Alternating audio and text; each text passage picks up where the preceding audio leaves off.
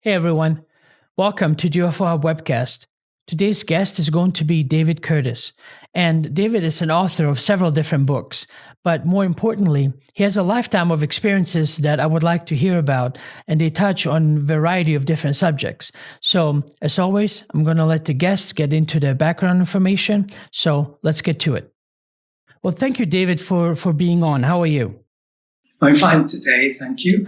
Well, just for everyone else watching, I'm glad we got to connect. I messed up my times, and I thought it was an hour later than what it's supposed to be. So I appreciate you, still making it work, even though I messed it up.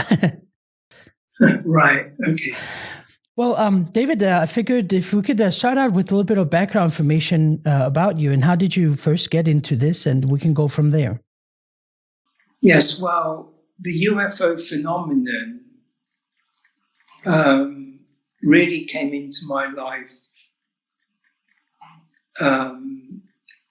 about 30 years after I was born. So I was born in 1945, and I had my first UFO experience in 1976. So I'm English, and I was raised in Oxford, university town. And if I look back at my childhood, in fact, throughout my adult life, my very first memory, very clear memory, is as a child, probably less than 2. I'm standing in a wooden crib, a lattice crib, and it's by the fireplace, and I'm looking down at the floor, and on the floor is a red fire engine, and it's a scarlet-coloured fire engine, and there's a sense of light, there's a sense of kind of golden light. And my feeling is that that's possibly a screen memory, simply because there are no other memories in my childhood in that way. There's a certain way you remember things, and it's like in a compartment all of its own. So the next memory is when I'm 4 years old and I'm lying in bed.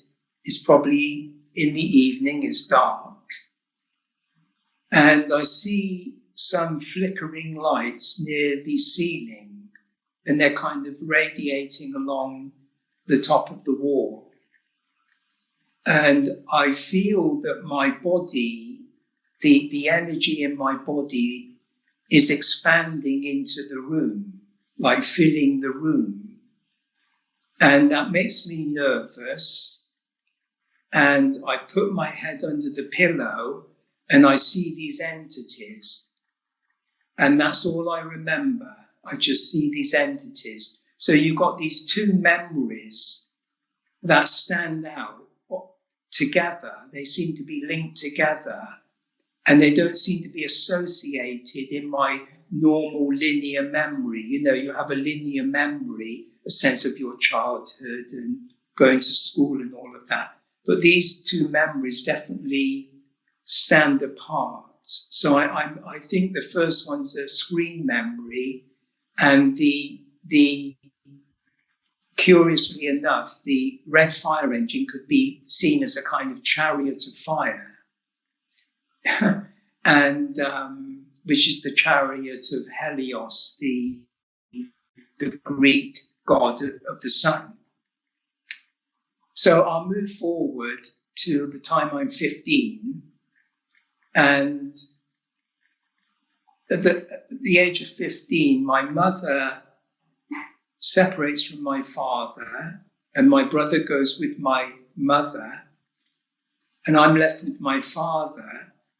And my sister is married to an American in New Hampshire. So it's arranged that I'm going to emigrate to the USA and spend time with my sister. So I end up living in Portsmouth, New Hampshire, which is on the coast, just very close to Maine, and probably about 40 miles from Boston, Massachusetts. So we're living in this housing project called Gosling Meadows, and it's opposite the entrance to the Pease Air Force Base. Now, my brother-in-law was stationed in Upper Hayford near Oxford, and he transfers to Pease Air Force Base. And when he's demobbed, he works as a lab technician in the local hospital. Now, it's interesting that Upper Hayford and Pease Air Force Base, they're part of the Strategic Air Command, which is a defense of the American defense system. And they deal with nuclear missiles. Now, the bomber unit in Pease Air Force Base originally came from New Mexico, and in the 50s, and that would have made a connection to the Roswell incident. I don't know if it's Patterson Wright, I think, the air base there, but I know it's in that area, and they transferred to Pease Air Force Base, and there's also a nuclear submarine base in Portsmouth, New Hampshire. So my brother-in-law gets me a job in the Pease Air Force Base in the Officers Club, and I'm just washing glasses on the weekend to make some money. And I'm probably 16 by then. Now, I knew nothing about UFOs or anything like that until I had my first experience in 1976. So this is 1961. Now, I only found out probably in the 80s that in Pease Air Force Base, the most important abduction case was being investigated, the Betty and Barney Hill abduction case, right at the very time I was actually working there. Now, another interesting point is that my brother-in-law is planning to let me live with his in-law, with his parents in Vermont near Quebec, Canada. So he and I, in the fall of 1961, we drive up through New Hampshire, the main highway, which is through the White Mountains, and that's where the Betty and Barney Hill abduction case took place, in the White Mountains. And we go up to a place called Colebrook, and that's where they passed. When they came from Canada down into New Hampshire, they passed through Colebrook. And I ended up living not far from Colebrook in Vermont. So that's what you call a synchronicity. And that seems to be a thread running through my life, that I seem to be in places where very important events took place, or I meet people that are connected with very important people, and I actually meet important people. So, and none of it is designed.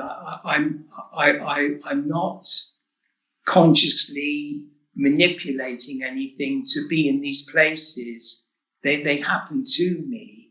And I think that's a very significant connection. And that seems to strengthen the case that I might have been abducted when I was a child. That probably does indicate that. I don't know what you think of that. Well, but you haven't known Betty and Barney Hill, correct? It was just something that you knew that this happened during that time. Yes, it happened during that time. Right. Well, I mean, everyone usually would want to say what a coincidence, but I think there's always more, to events like that, especially do you think it might be something related, possibly same kind of context scenario with this same or similar beings, or what are your thoughts? Yes, well, I haven't had what you would call contact with aliens as such, but I will get into that later, where there have been alien forms coming into where I live now. But I'll just go on with the story. So I Sure. moved up to Vermont to live with my brother-in-law's parents. Then I end up coming to New York and living with the family while I'm attending high school in Poughkeepsie. Poughkeepsie is about 50, 60 miles north of New York City on the Hudson River. And I go to Stony Brook University, Long Island, the State University of New York at Long Island, about 20 miles from Manhattan. And of course, at the end of Long Island is Montauk Point.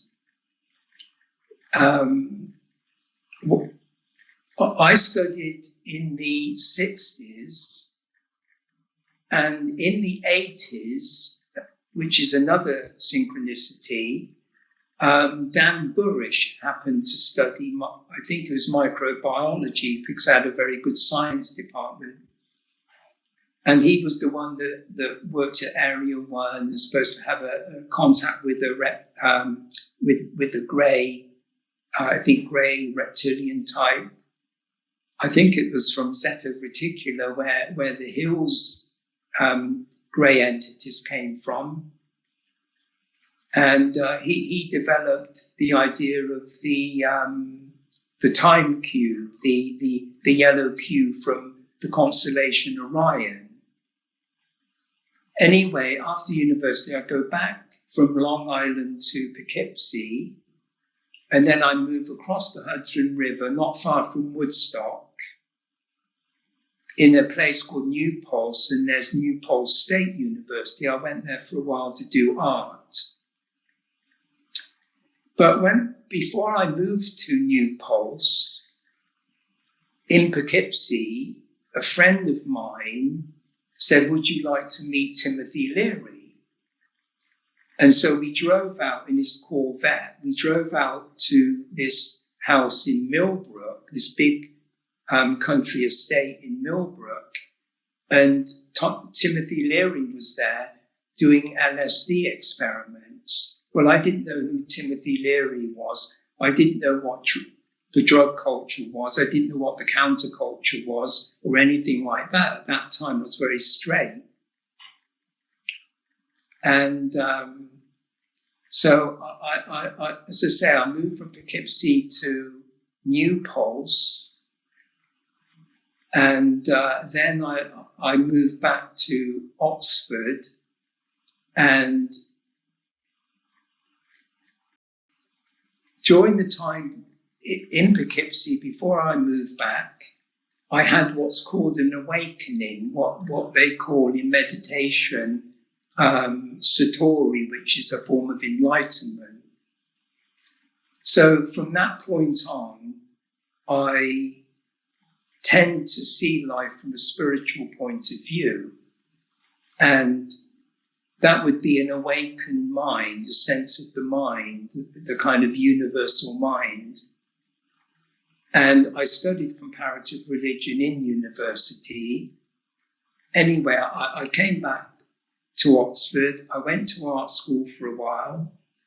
And eventually I went to India to study the religion. And I met a Lama, a very famous Lama, Anagarika Govinda. And he was involved in the writing of the Book of the Dead, which was a big influence on Timothy Leary and the psychedelic revolution going on in California.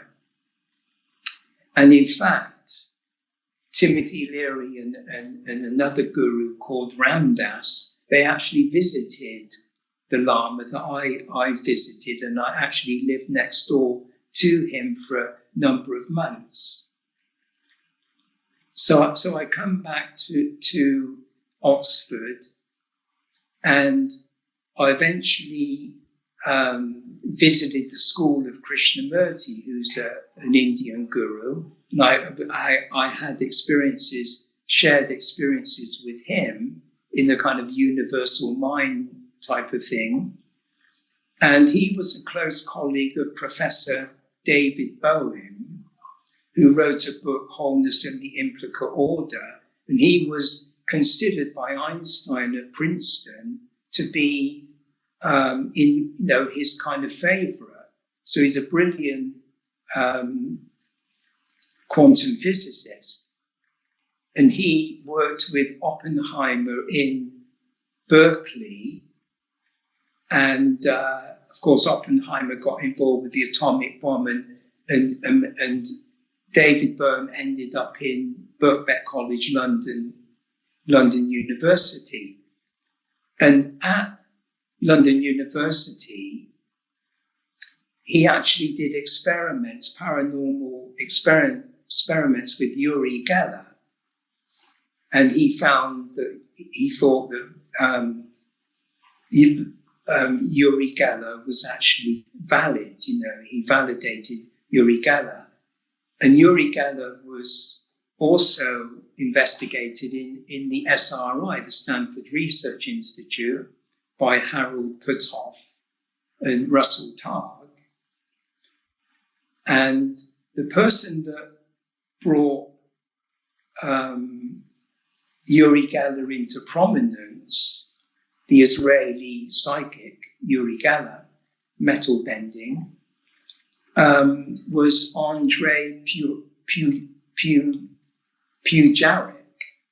Now, Andrei Pujarek was he investigated paranormal in America. He was involved with the CIA, possibly involved with MK Ultra and MyLab. And he lived in Maine, which wasn't very far from Portsmouth. And this was in the late 50s. And he did experiments with what he called the nine. So he had 9 very influential people from very important families like the Mellons, and they sat around a round table and communicated with the 9, which were supposed to be interdimensional extraterrestrials. And I think they got some valid communication. And when I was living in Poughkeepsie and I visited Timothy Leary and Millbrook, well, Pujarek actually moved to a place called Pleasant Valley, which was in between Millbrook and Poughkeepsie. He moved there in the late 50s and was working with probably the CIA and the paranormal and mind control, that kind of idea.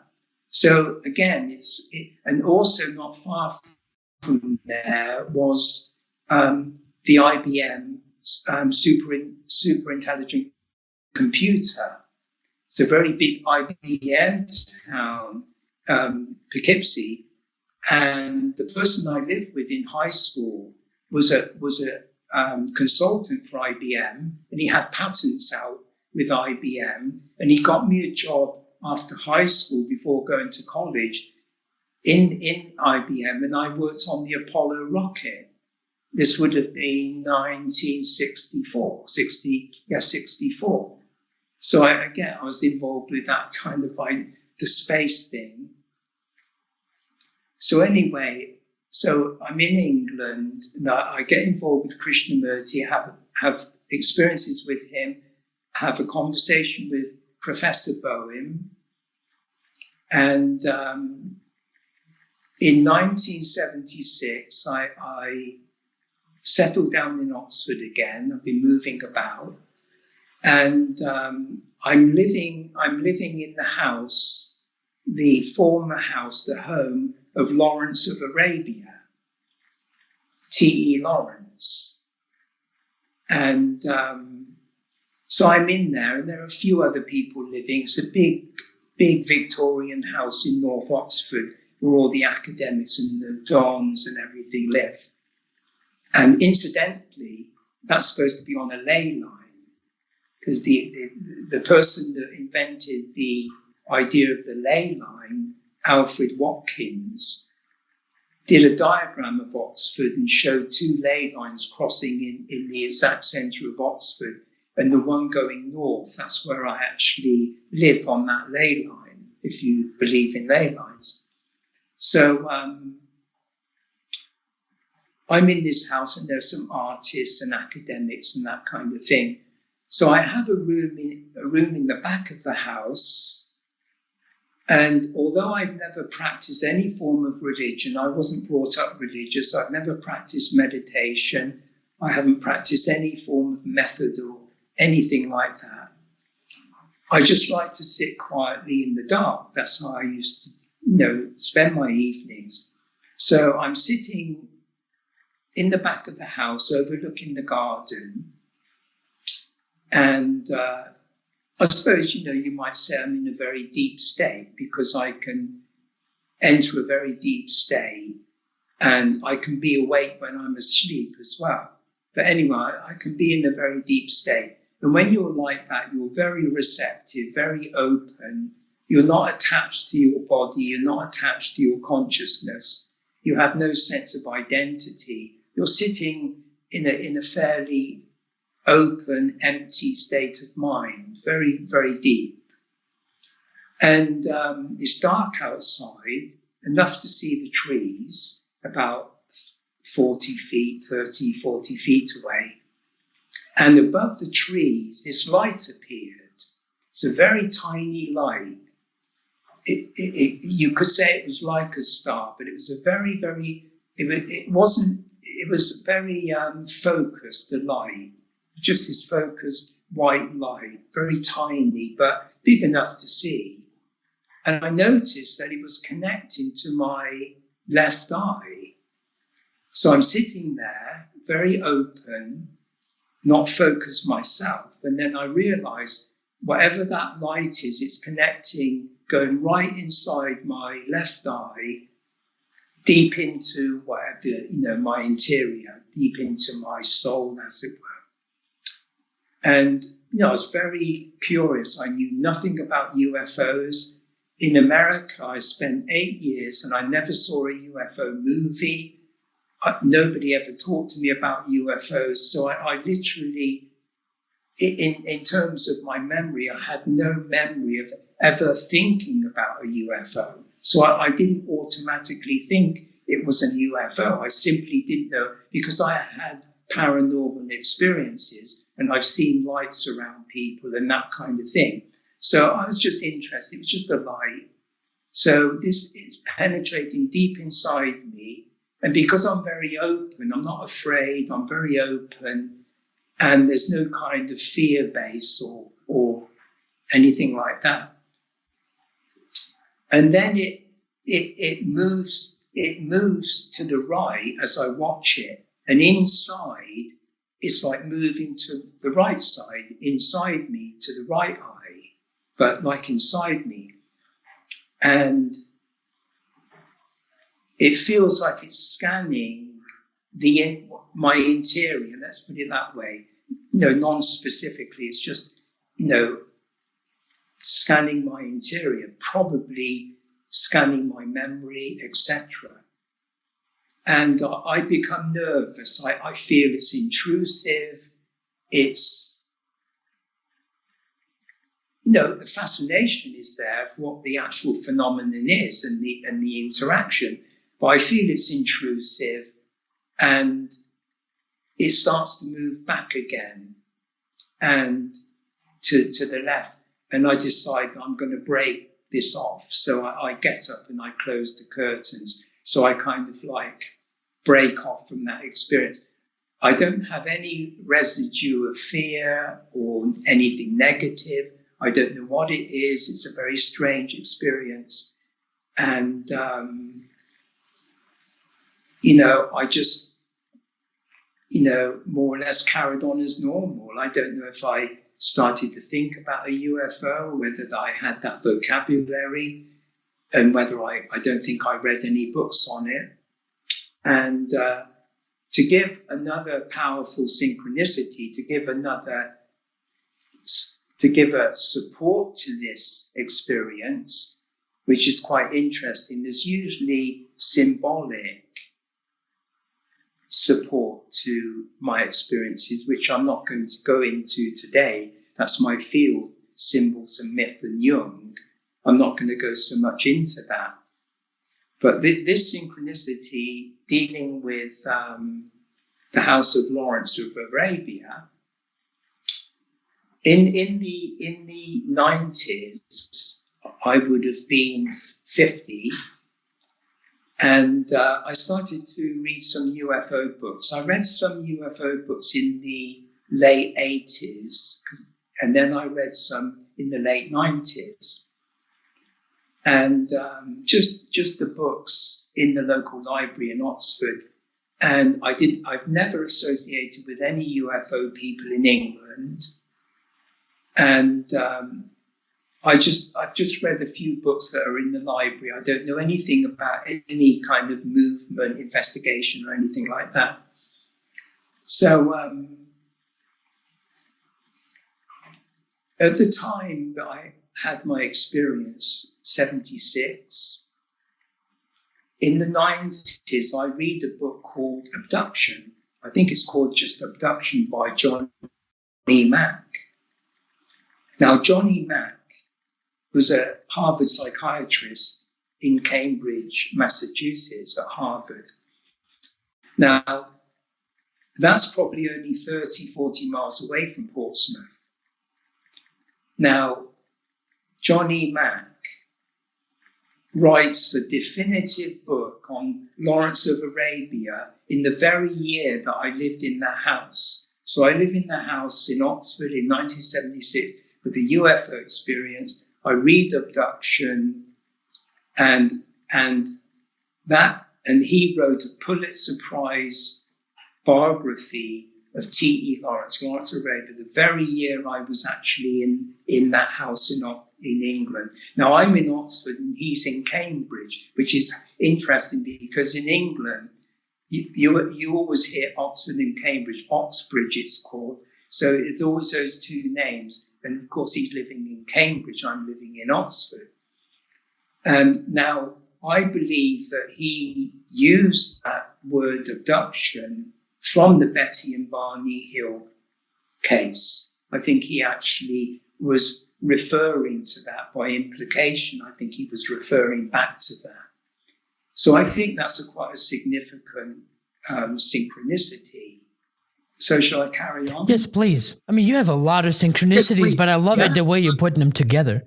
Right.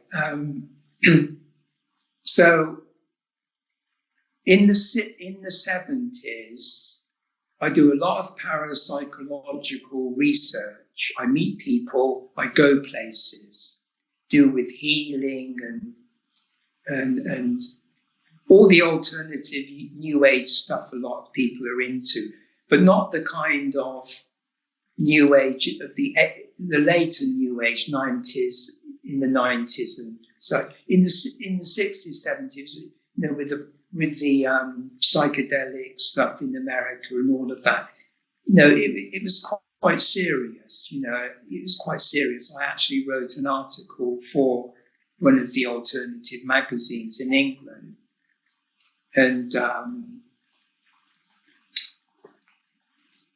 so I'm doing a lot of parapsychological research. I go to seminars, private seminars in Manchester College, Oxford, at the Religious Experience Unit. And that's a unit set up by a zoologist in Oxford. And all people from all over the world sent to the centre their spiritual, religious experiences. And so I went to seminars and helped there.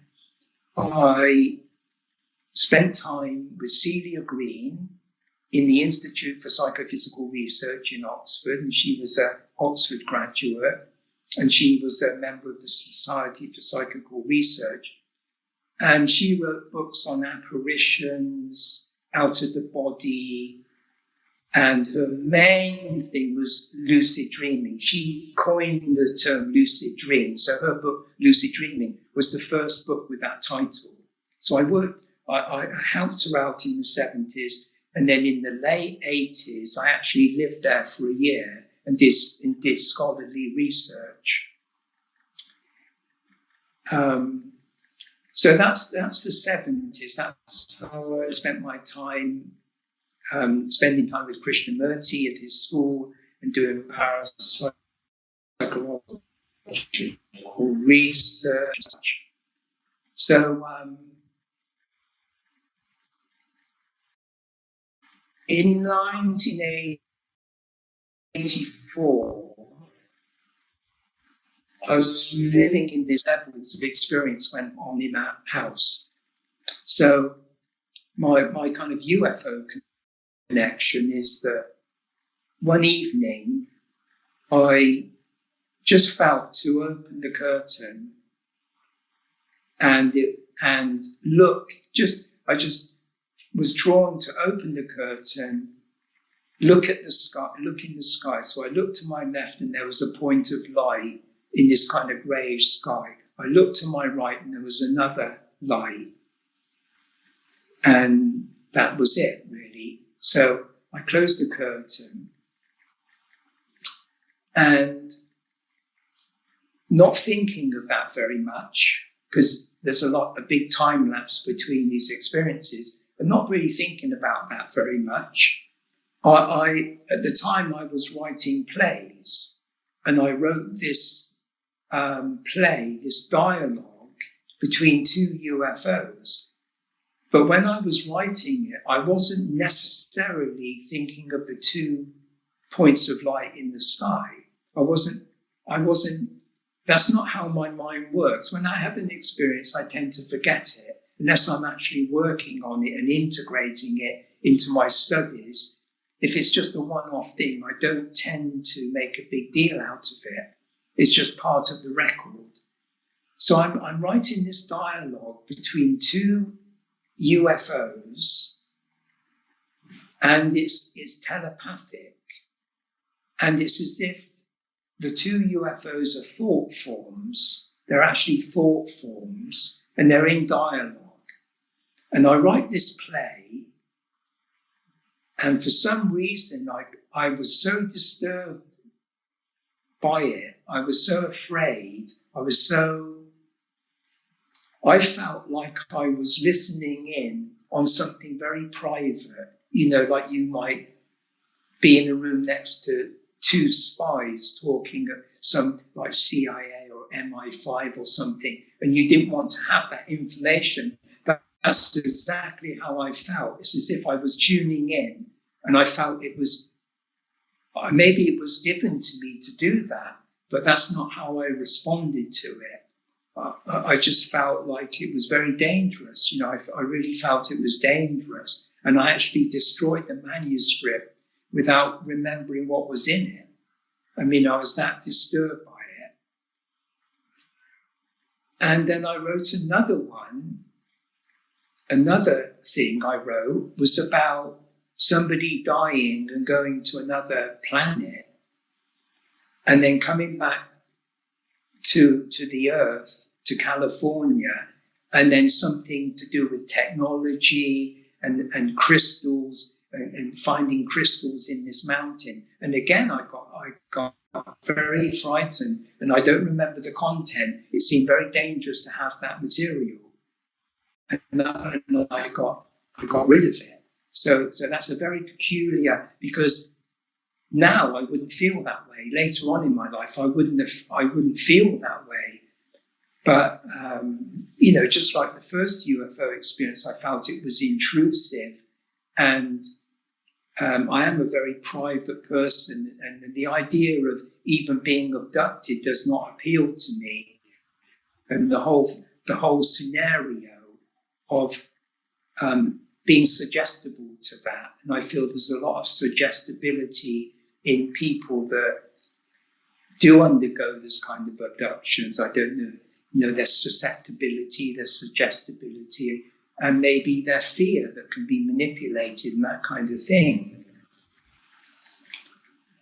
So another experience in the house was that I was sleeping and I woke up, but I wasn't awake in my body. I was just awake, like in deep sleep. I was like awake.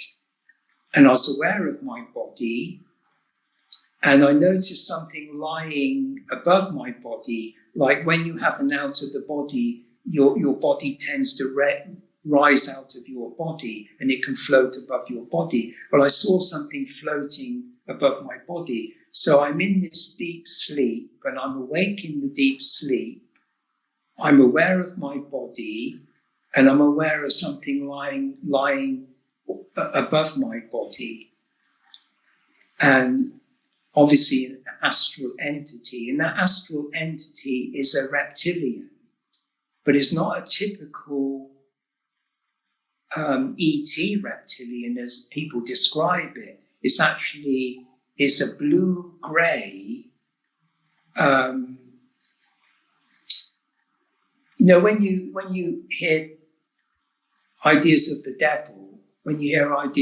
devil, or Satan or in the Garden of Eden, whatever it was, or dragons, like dragons, it was actually in the form, it had a tail, it was blue-grey, and it was a magnificent looking animal. I see it as a kind of like animal. It was a magnificent looking animal. And I was really in awe, and I felt almost privileged to see it.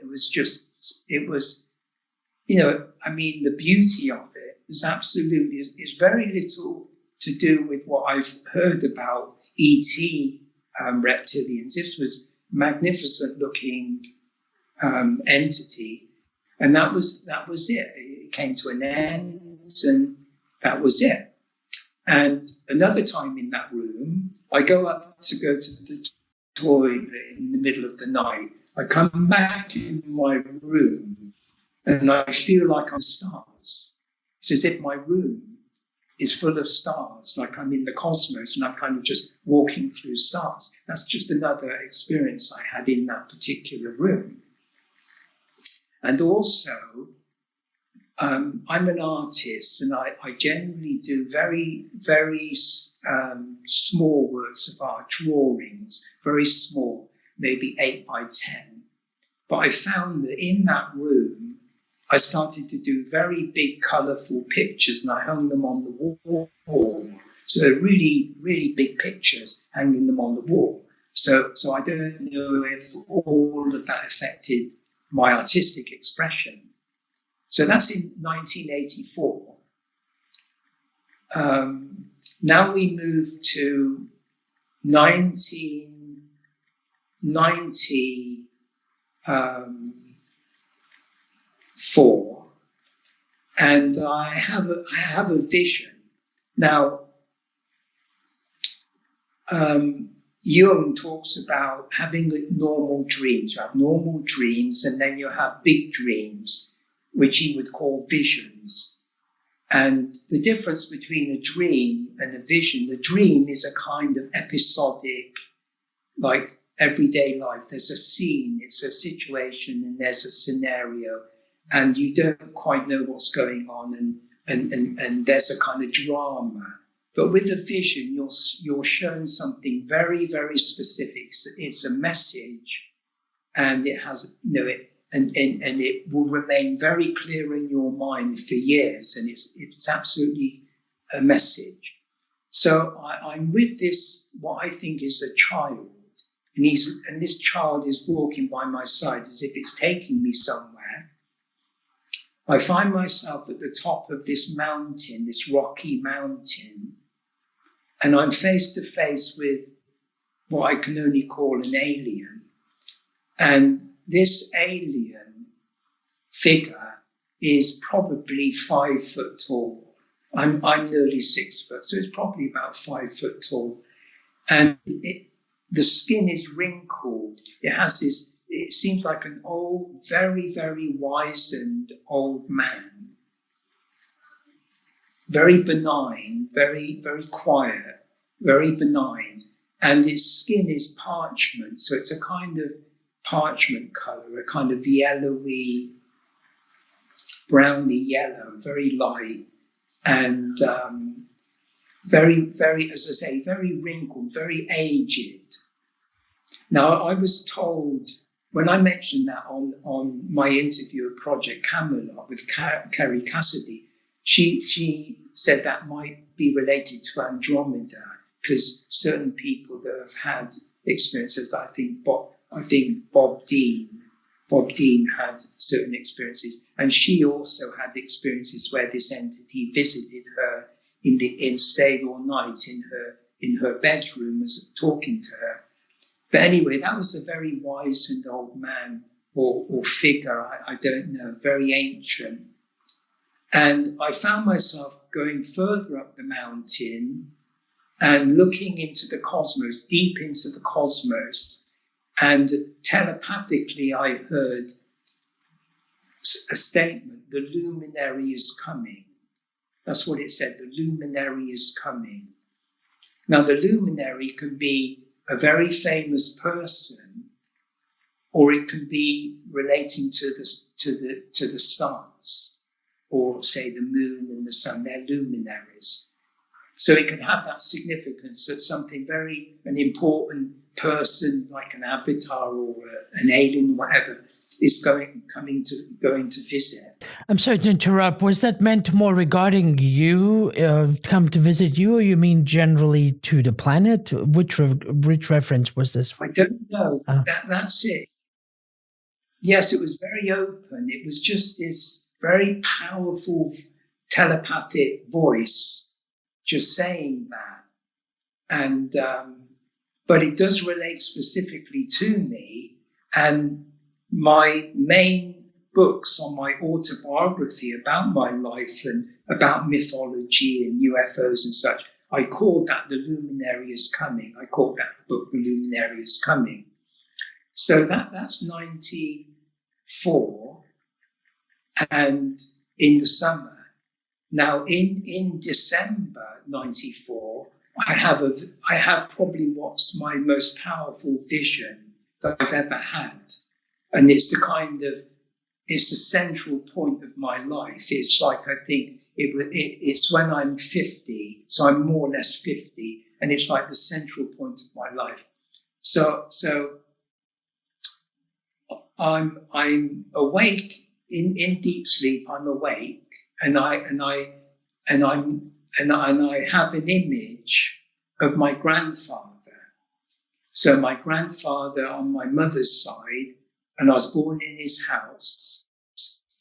His name is Barnett. So I just have that, and then I realize I'm in a shower of golden light. There's this golden light. It's a shower of golden light. There's no sense of a body. There's no sense of an identity. It's just like in my kind of mind, in the kind of clear mind, I'm in this shower of golden light. And a word comes into my mind as I'm coming out of that shower of golden light is bliss. So just this word that I've not really used before in my vocabulary, but this word bliss comes into my mind. And then I realize I'm face to face with this entity. But it's not an entity that's got a human form. It doesn't have a human form. It doesn't have an animal human form. So I'm only about 2 feet away, face to face with this golden mask. It's a golden mask. It's honeycombed. It has a hexagonal, six-sided honeycomb form to it, and the features over the mask are honeycombed. And the only other feature in this mask, which reflects the golden light, of course, it are these two black eyes, these two huge oval eyes, which is probably, the main characteristic of the UFO ET, these huge black eyes. And that's what stood out to me when I read Abductions and Passport to the Cosmos by John E. Mack, is his emphasis on these eyes, types of eyes. And I'm looking into those eyes.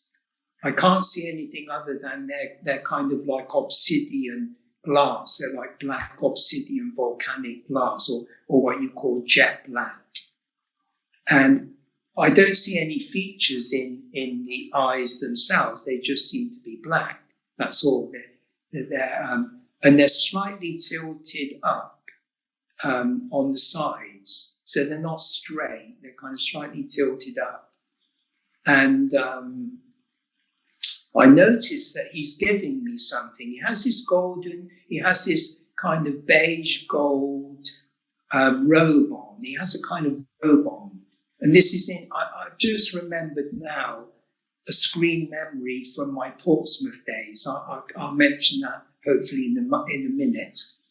So he's giving me something.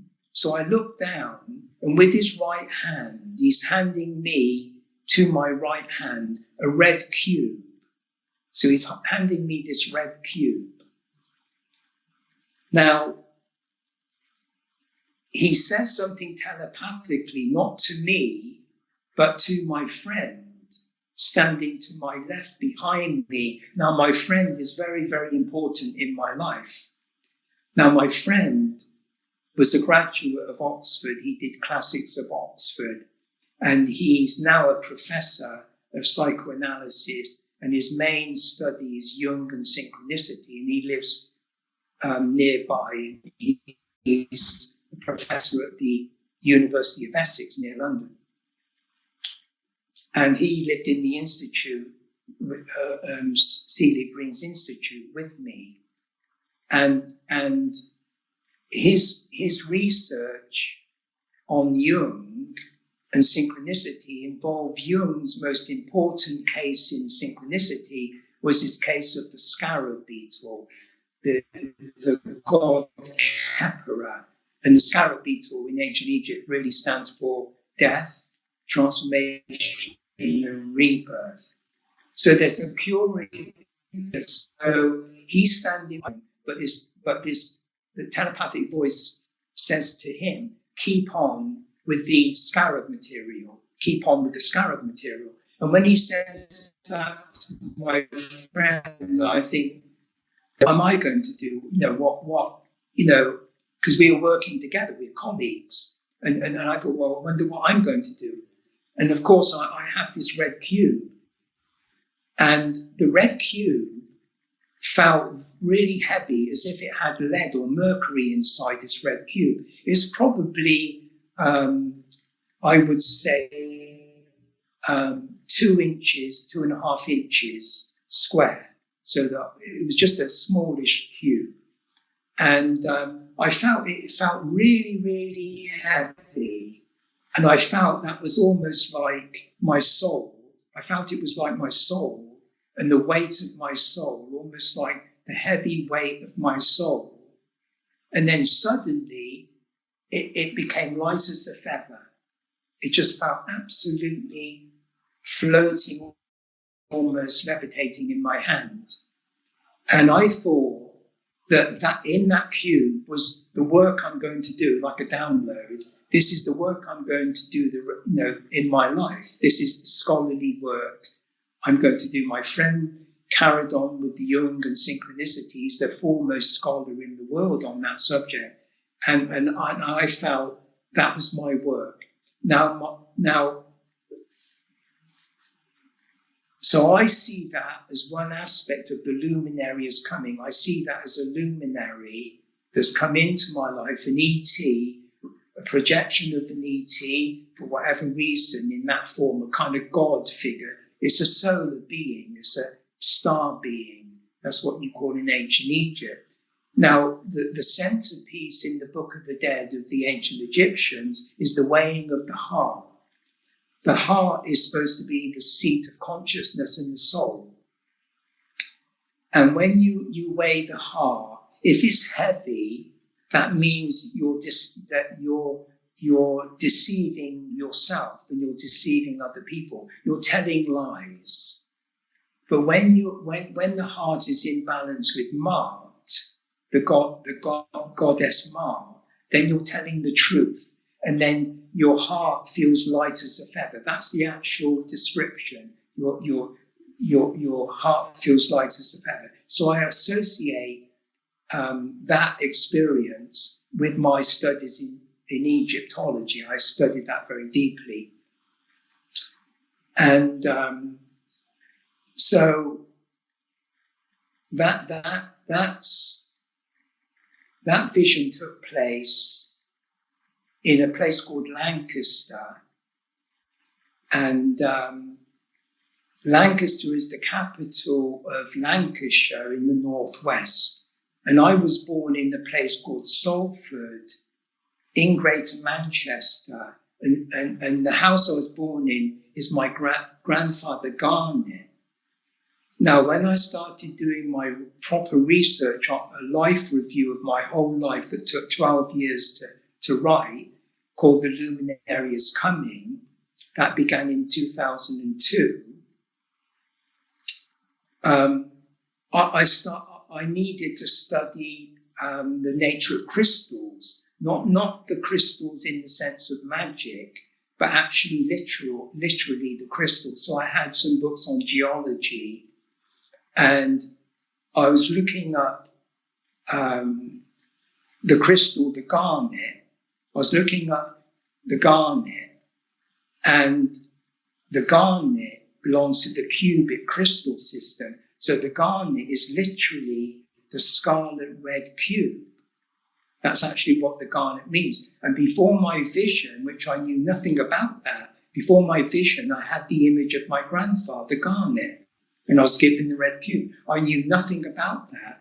So that was knowledge that being had. That being, it represents a higher knowledge and so forth. And so I knew nothing about that. And I was born in his house. And when I was born, my grandmother looked into my eyes and said, "He's been here before." Now, that could refer to reincarnation, which I'm not that fond of. I mean, I think it's possible that it actually exists, but I'm not convinced about it fully. But anyway, but what I think was meant by that was that she could see in my eyes the idea that her psychic ability was transmitted to me, and so when I was 8 years old, I spent the summer with my grandmother, and she did take me to places where there were psychic things going on. So there's definitely I was born with that kind of psychic link, and so I'm born in my grandfather's house. Now the red cube could be seen as the red fire engine. The red fire engine is actually scarlet. That's the color it would have been painted in those days. Actual real fire engines in Oxford were painted scarlet.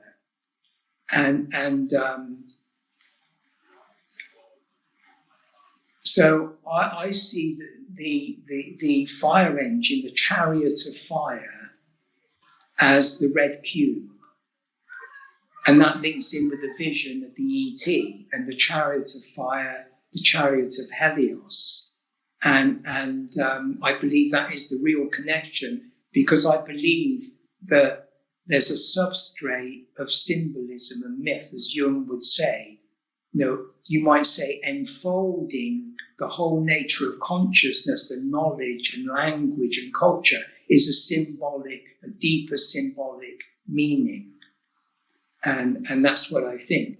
Now, I'm going to say something that's not in any book.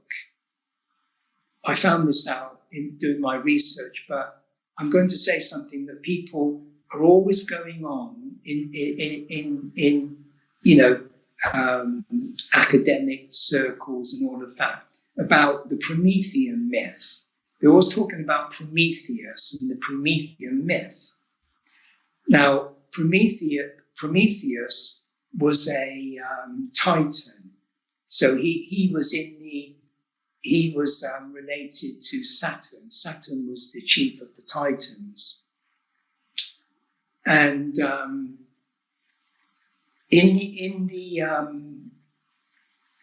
there was the golden age in ancient Greece of the earth, and there was the silver age, and there was the iron age, and we're supposed to be in the iron age now, according to Greek mythology, and that's where humanity becomes very violent and very technological and all of that, very, very negative forecast. And so when Zeus was born to the Titan, his father Saturn, he drove the Titans into the center of the earth, maybe Tartarus. So Tartarus is below the earth. I mean, it might be related to hellfire, it might be related to Saturn and hellfire, that kind of thing. So you had the earth, you had Hades, the underworld, and then you had the Tartarus, which might be the kind of hellfire. And Zeus didn't like humanity, he really didn't like humanity. And he was going to destroy humanity, and he sent a flood, and he almost destroyed humanity. So Prometheus thought, well, I'm going to help humanity. So he goes to Mount Olympus, which is where Zeus has his kingdom. He goes to Mount Olympus, and he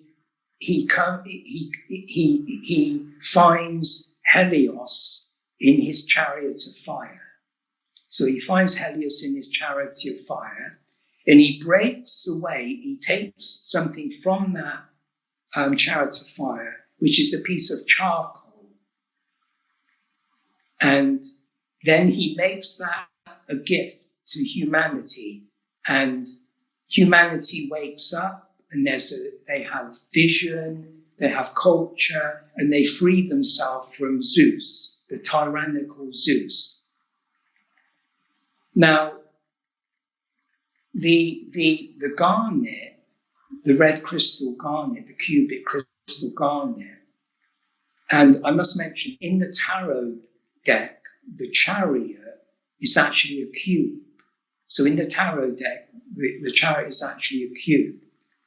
So I do research on the cube, and the Latin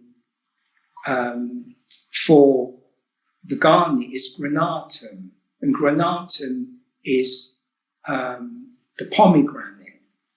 So the crystals of the garnet resemble the seeds of the pomegranate. So it's granatum. And another root meaning is vermeil, which means scarlet. And it refers to the scarlet dye that's taken from a worm. So the insect, a worm, there's the scarlet dye taken. And that relates the worm, the reptilian, the dragon, the snake. That would all be linked together in mythology. And so another, in the cubic crystal system of the garnet, there are 5 end members. There are five types. One of them is pyrope, which means fiery eye. And another one is the carbuncle. Now, the carbuncle is the Latin carbo, which means carbon or charcoal. So we have a direct link between charcoal and the garnet and the red cube and the Helios' chariot of fire and the fire engine. Now, this is the key point. In the Kundalini system, which is based on the reptilian, on the serpent, Kundalini is the serpent. In that system, in Tibetan Buddhism, the Tantric system, you have the 7 chakras. And the 6th chakra is the third eye, and the third eye is referred to as the carbuncle. So what Prometheus gave to humanity, I believe, was the third eye, the visionary eye. So they have a vision, the visionary eye. And I've never read that in any book, and I know my mythology quite well in the classical studies. So I think that's an original idea. And another thing to support that is the meaning of the word Prometheus means forethought, which is prophecy, forethought. It's a soothsayer or seeing into the future. So you've got the seeing into the future, you've got the red cube about my future work, and then you've got the yellow cube from Orion about reading into the future timeline. So anyway, that's that. That's my research, and so I'm in this house in Lancashire. Now where I was born in Lancashire, Salford, that was founded. The whole county and the city I was born in was founded by Robert de Gournay. And that's the origin of the name Garnet in England, Robert de Gournay. And he was the seller of pomegranates. And the Latin granatum pomegranate is the root meaning of garnet. And so he founded that land. So I'm a descendant of the founder of that, where I was actually born. So I'm in a place called Lancaster. My friend's doing his PhD in the religious department. And one night, I think I was alone. One night I was in the house. It was in winter, and I just got this feeling to go out.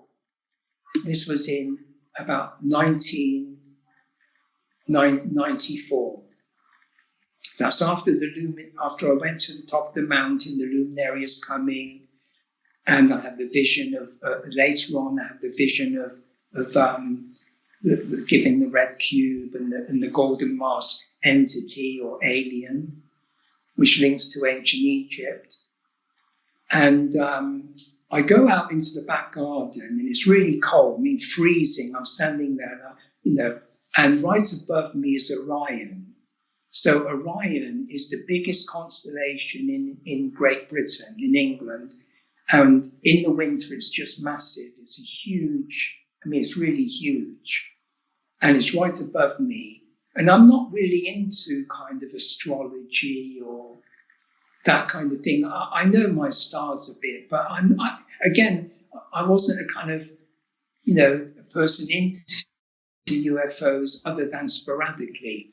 I was standing there looking at Orion, and I noticed something out the corner of my eye. And I looked up at the roof of the house, which was probably along the gutter of the roof of the house, probably about 15 feet away, and there was a red disc, a red orb. So this red orb was the size of a basketball. It was, again, a scarlet color. Curiously enough, it was a deep reddish scarlet color, which would be the color of the carbuncle, because that's almost reddy black. But this was red. The texture of it was like a mesh, you take an old microphone with the mesh around the microphone. It was like that all over. It was just this mesh, and it was just hanging there by the gutter, and it was about 15 feet away, and it slowly moved along the gutter about 15, 20 feet and just disappeared. So that was when I was looking at Orion. And again, you have the yellow cube from Orion and the whatever. And Orion is linked to Osiris, the chief of the Egyptian gods. And Osiris is located in Draco, the dragon, because in the ancient world, the most important thing in the sky for all the people in the ancient world, the people that traveled by sea and everything, the Phoenicians. In fact, it was called the Phoenician star. But anyway, the pole star is the lodestar, the guiding star. So every culture, according to my studies, was related to the dragon cult. That was the key in Aboriginal cultures. The Tao is the Tao, the way. The Tao is the dragon path, and the Tibetan Kundalini, and I think American Indians, and so forth and so on. So that's linked to Orion. So that's all together. Those 3 episodes of going to the top of a mountain, an alien there, and then the visitation by this entity in a vision, and then the sighting of this orb, this red orb. So that's probably late 94. Later on in 95, I decided to go south back to Oxford, which is about 200 miles. And I'm staying with my friend near the castle. Not my friend, my nephew. My nephew's just finished at the University of Sussex. He's just finished his AI degree. He was one of the few people in England. He was only 17. And I mentored him and encouraged him to study AI. And he studied AI. So he just finished his degree in AI, and he was living in Oxford, and I stayed with him. And I thought, I think I'll give my old friend a phone call. He's living in California. He's a Native American Indian. He's living in California. His name's Craig Morrison, and Santa Barbara.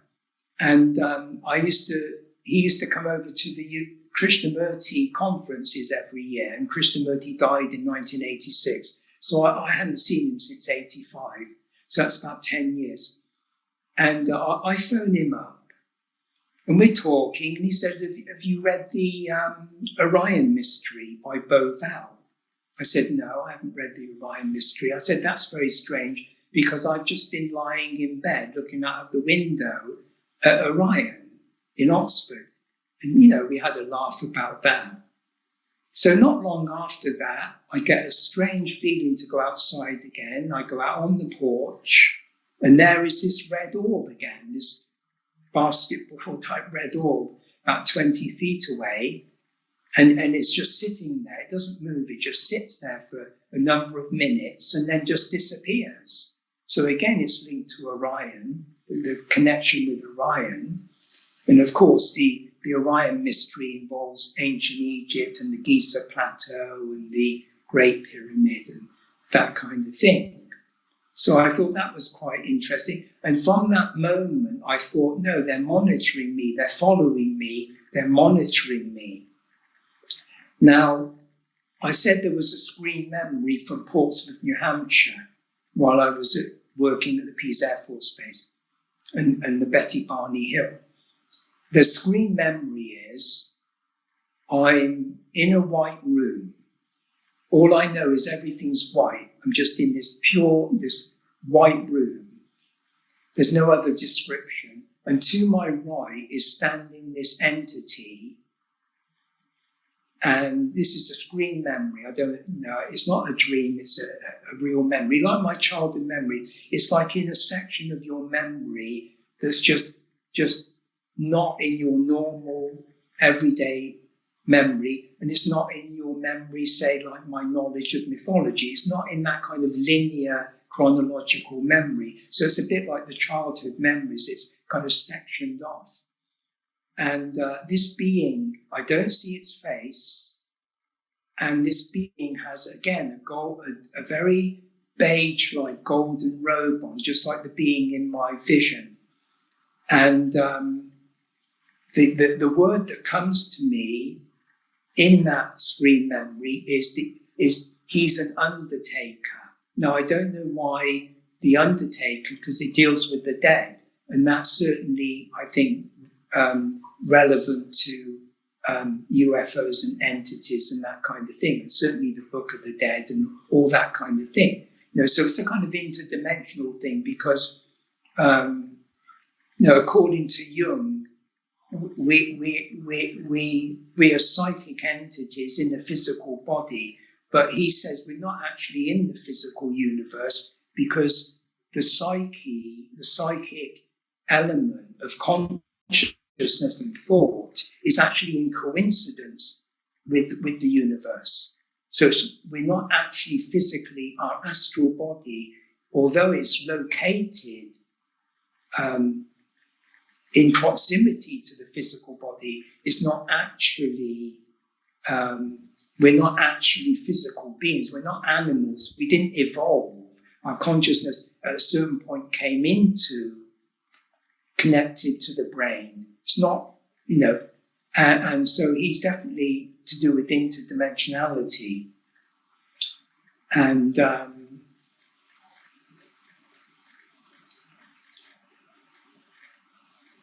so I had this thing with Orion. This is 95. And it's after that I started reading books, and I read Johnny Mann's book about abductions, and I read a few other books. But I only came on, my nephew got me a PC after I finished all my writing in 2014. So from the time of reading John Mack, I had no idea about YouTube, about the UFO phenomenon, just a few books I found in the library. So I had no idea how incredibly vast and various the research was in UFOs. I was just absolutely stunned. And almost I had to rethink everything. I had to absolutely rethink everything. So we come now to, anyway, he gets the degree and he finds a post as a lecturer in the Centre for Psychoanalysis in Colchester in Essex near London at the university. That's where I am now. And he finds a flat, and I decide to join him. And I've never practiced anything to do with magic, the occult. I mean, my studies involves magic, the occult, etc., because it's part of religion and part of ancient Egypt and everything. And my friend was into the occult when he was a student in Oxford. And he, in fact, went to Glastonbury, which is the kind of Arthurian centre for the occult. And he had a book by Israel Regardie, who was a colleague of Aleister Crowley. He had the Encyclopedia of the Golden Dawn. And in Oxford, he and I had mixed with a lot of Golden Dawn people. And that's where I was at the Celia Green's Lucid Dream and Out of the Body and such. And I don't know, for whatever reason, again, I was told to do this. You could say I was told to do this. I looked through the book and I saw a pentagram. Now, I had no knowledge. I really didn't know much about magic and mythology at that particular time. And my friend studied classics, which is really about Greek and Latin mythology. But anyway, I decided I do art in pastel. I use pastel and crayon, pencil. So I decided to go outside the main window, and there's a pavement and a small car park near a little pine wood. And I decided to draw a pentagram on the ground. I had no idea, I had nothing in my mind. I just draw the pentagram, nothing in my mind at all. And in the evening, I decide to do my first UFO watch, consciously do my first UFO watch.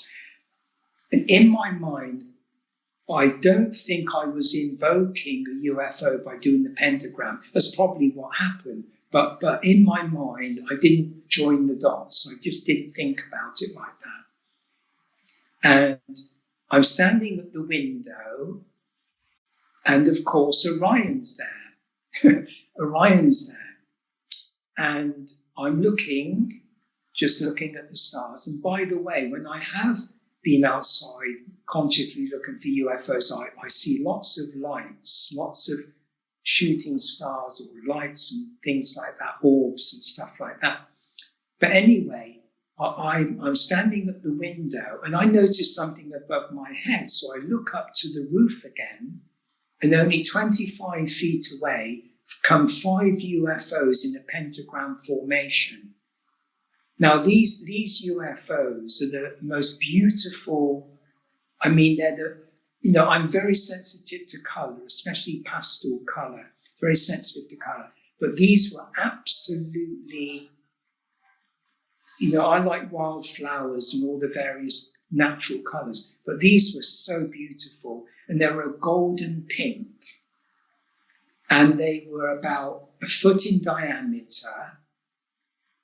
And I had a feeling they were spinning. And they made me feel like lotuses, as if they were lotuses just floating. And it was absolutely silent. There was no substance to them. They were just, they didn't have any depth or substance to them. But they were so beautiful, and they were just hovering above, and they just went in front of me, and they just glided in front of me, and eventually went over the pine trees. And either that evening, I think it might have been earlier that evening, I did see an owl. And an owl also appeared in Oxford when I went with my nephew to look for a UFO. That's after I had my first UFO experience. I said, let's go outside. He's only a boy. He was only about 8 years old.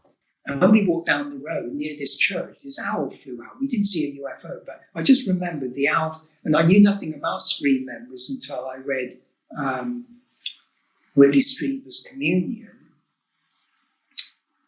And so anyway, at the time I was seeing the UFO and the pentagram on the ground, there was a black cat. There's a small black kitten lying on the ground, kind of like moving around on the ground. And I'd seen this kitten way down the road, not where I was living, but way down the road. So the next day I happened to see that kitten. And I thought, I'll stroke the kitten. So I kind of stroking the kitten. And I thought, I'll look at its name tag around its neck. And it had a silver name tag. And I turned the silver name tag over and it said Osiris. Now, the idea that a kitten have a name tag Osiris, that was very, very, very unusual. And of course, Osiris is linked to Orion. When you're an initiate in ancient Egypt, and you go in the sunboat or starship, and you're taken to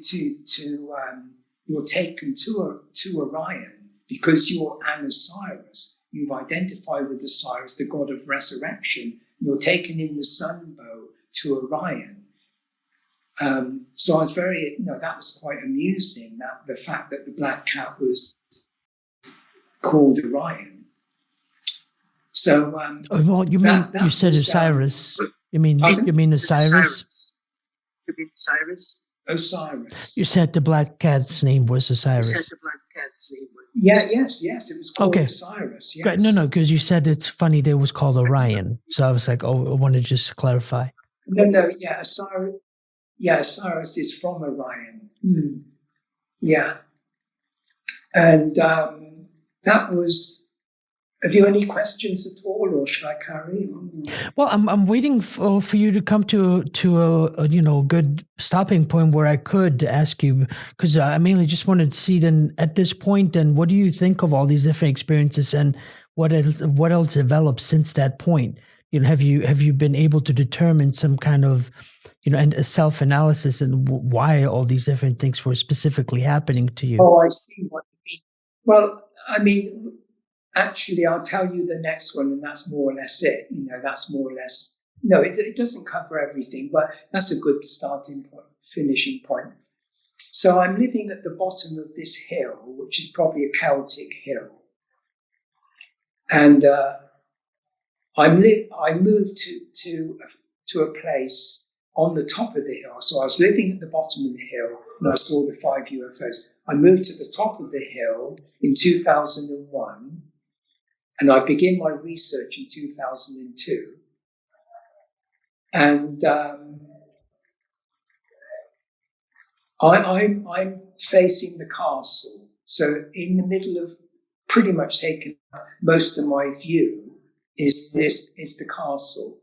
And it's the largest castle that was ever built in England or in Western Europe.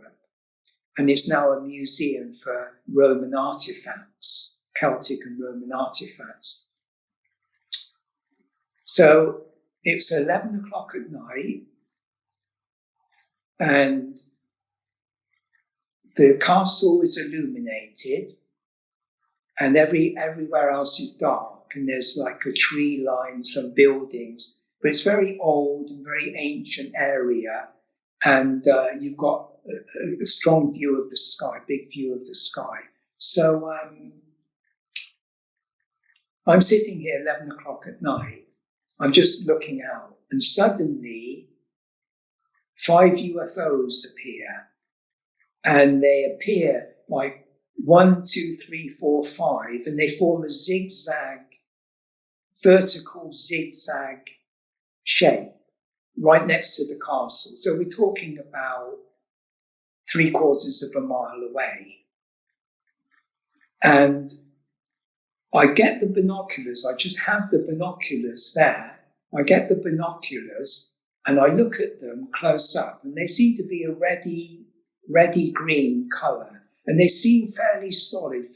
They're really solid. I can't see a shape, but they seem very, very solid. And I don't know how the distance between them, quite a distance between them, but a very tight zigzag formation, vertical. And they disappear one by one. And as the last one disappears, I see a cylinder, a grey cylinder. Now this cylinder is a kind of light grey, very light, silvery light grey cylinder. It doesn't seem as substantial as the UFOs. Now this cylinder is horizontal. It seems quite big. I don't know exactly how big it would be. Quite big. And it has perfectly straight lines. I mean, really, that's what stood out. It's like perfect lines. And it started to move at a 45-degree angle down towards the ground, towards some buildings to the right, and it went second by second, so I could observe this second by second, going very, very slowly, and it went down behind the buildings. Now, the other 5 UFOs went in the same direction. I was at the bottom of the hill in that area, just where this cylinder went, and that's where the military base is. I don't know how important that is, but there's a military base, very important military base in England.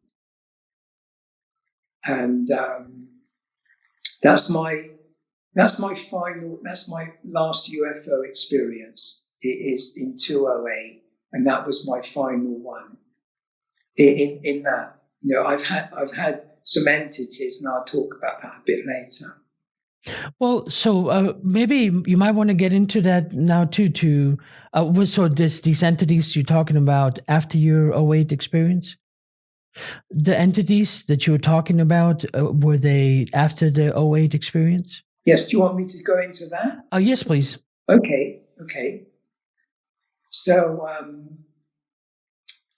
in my research, I study the Bible, the visions in the Bible. I study ancient Egypt. I study the Grail legend, which is important. I study Tibetan Buddhism, Zen Buddhism. So it's a comparative mythology, comparative religion. I have my own library, and I didn't use the internet or anything like that. I just used the books.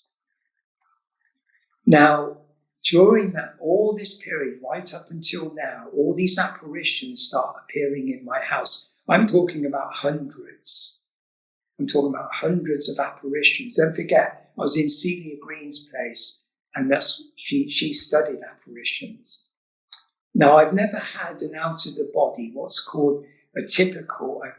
I've not had a typical out of the body like what was happening when I was a child, when my body was expanding. That's a typical out of the body type of thing. That's what starts to happen. I've never actually gone into another dimension in that sense. I've not actually done that. But nonetheless, I can be awake when I'm asleep, and I can have thoughts, and I can see images and such. And I've had things like, for example, I've got my eyes open in bed, or I don't have my eyes open in bed. I'm awake, but either I have my eyes open or I don't have my eyes open. Doesn't make any difference.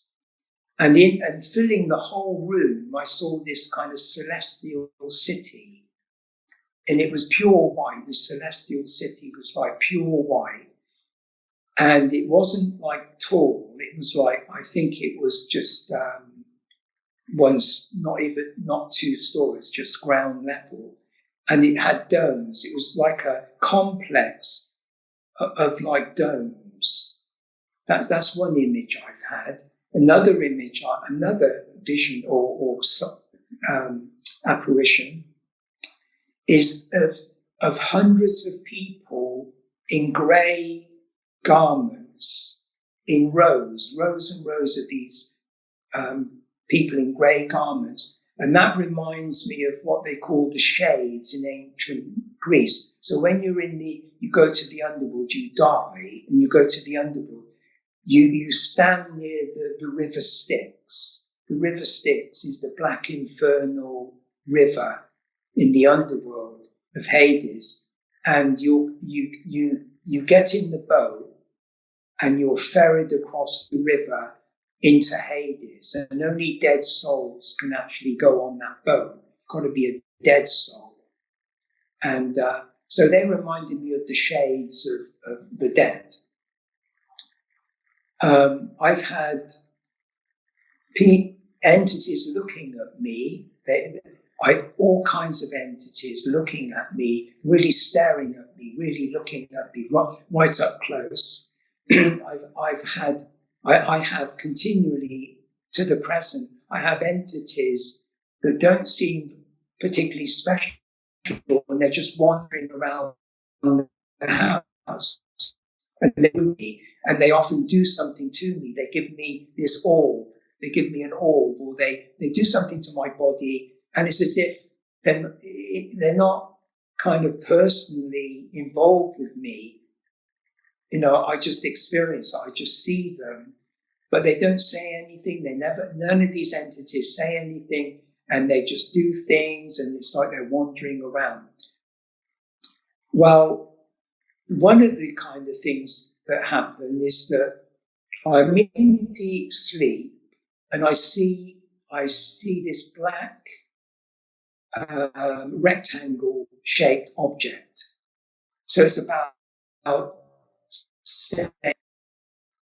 3 inches thick, about 6 inches wide, and about 14 inches long, just like a block. And it's black, it's shiny black, it's absolutely shiny black. And there's white sides. Now, I'm very familiar with hieroglyphs, and I'm fairly good with symbols, but I have no idea what this script was. And then I'm aware of myself in the bed. I immediately open my eyes, and that object's in the room. So it's in deep sleep. It's in another dimension, I wake up and it's manifest in the room. So that's curious. That's a kind of interdimensional thing. And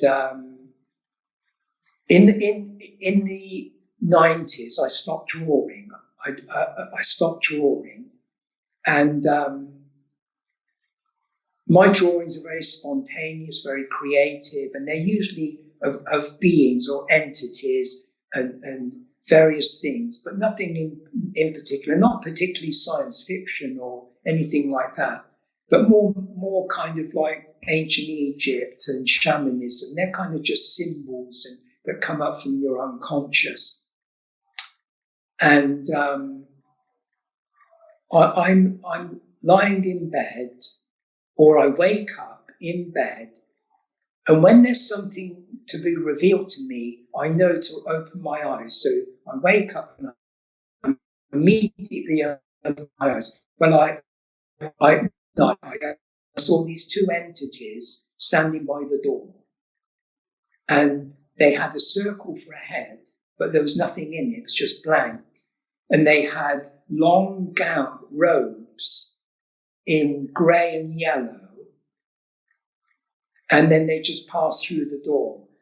And they were exactly the two images I drew over 20 years before.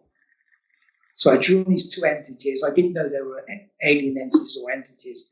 And when in my research into ancient Egypt, in the Book of the Dead and other texts, it's all about going in the various starships through the underworld. So Venus and Orion and all these entities, these gods would have their own starships. And so Ra, the sun god, would have his own sunbow, which is a starship. And pulling these the sunbow of Ra were these entities with a circle. Their head was a circle with nothing in it. And that was after I had this actual apparition. So I didn't know anything about, in the underworld going, when you're traveling in your starship, these entities that were navigating the starship would have a head with a circle with nothing in it, and the colours may be yellow and gold in the sunbow and the starship. Now, my feeling about my own life is that because of my awakening at the age of 23, and I'm in this state of satori all the time. I'm in this mind level, which is not the same as consciousness or the body or the psyche. It's just this heightened, enlightened kind of state of mind. I see the beings I'm connecting with as enlightened, although they're quite various. But I think it's to do with enlightenment. And I think that the dragon coal, the reptile, the serpent, is very much connected to that.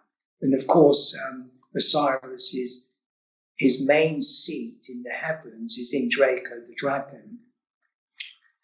And only the other night, I woke up in the middle of the night, opened my eyes, and this something was floating through the room, near the ceiling, floating through the room, and it was a square. It was a rectangle. It was about 1 inch, 2 inches thick, maybe 6 inches wide, and about 10 inches long. So it's like a book shape, and it was floating. It just floated across the room to the other side and disappeared. And it was like a very electric kind of energy. There's this kind of sparkling electric energy, and it had some lights in it. It had some kind of light in it.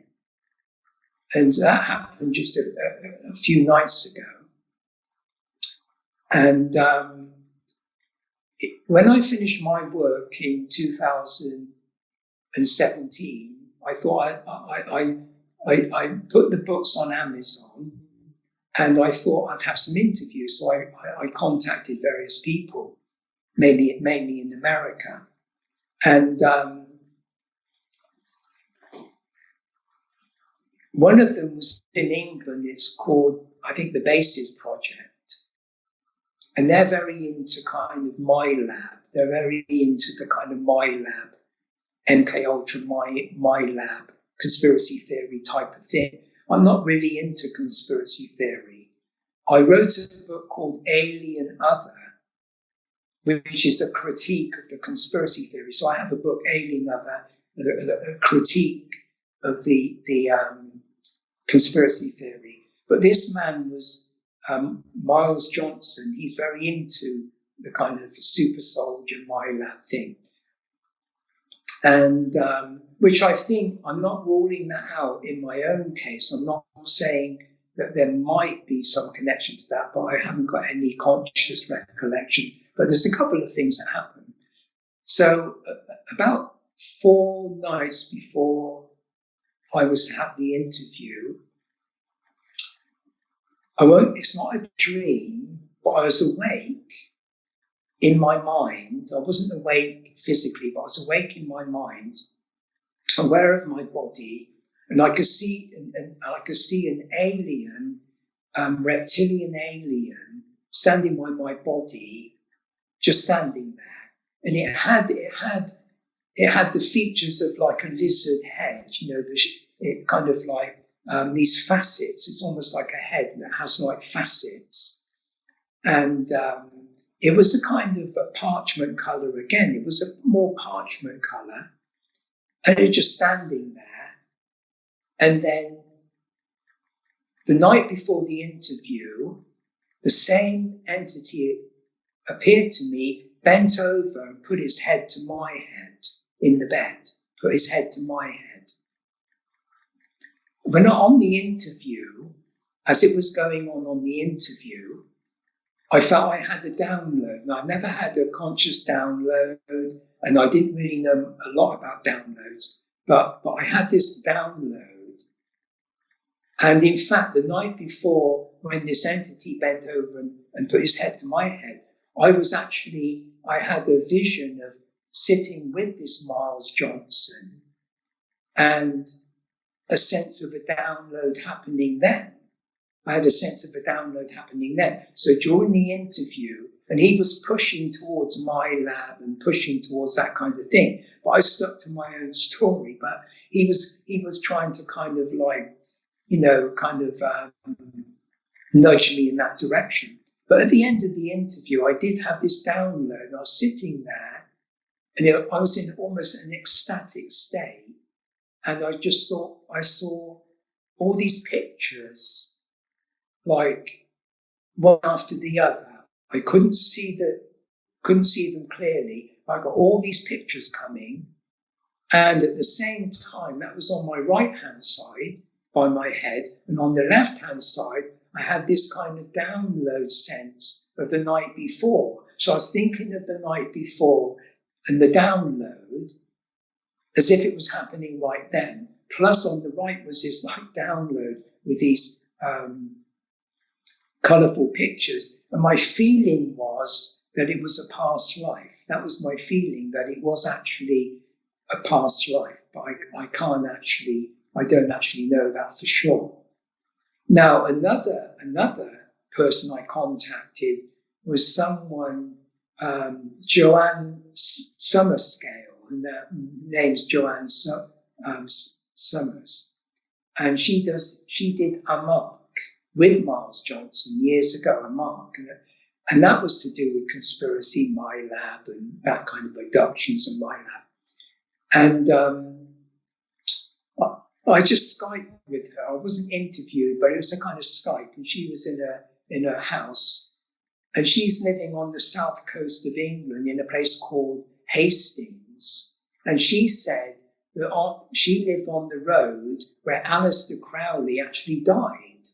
So she was telling me she's in that place, and after I spoke to her.